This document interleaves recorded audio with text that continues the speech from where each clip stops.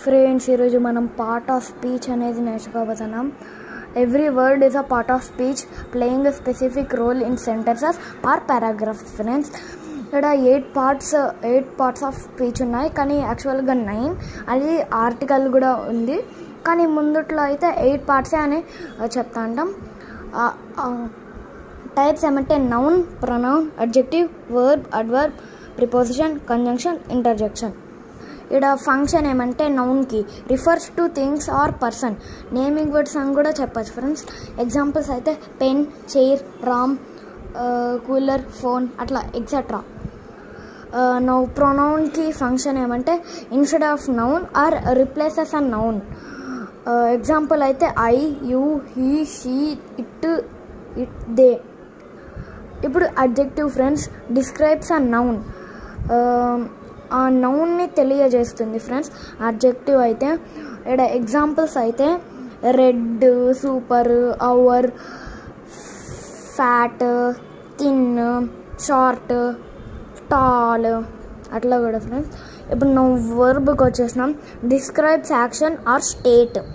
యాక్షన్ని verb అనే word తెలియజేస్తుంది. Friends, play, be, work, read, write, so many are there. Friends, ఇక్కడ మనము అడ్వర్బ్కి వచ్చేద్దాం.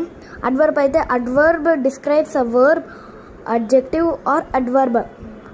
ఎగ్జాంపుల్స్ అయితే silently, too, very, quickly, fastly, so many are there. Friends, ఇప్పుడు ప్రిపోజిషన్ ఏమంటే links a noun to another word.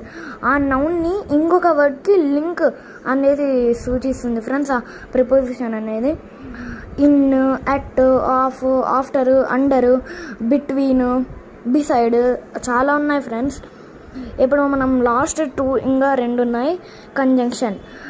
Conjunction joins clauses and sentences.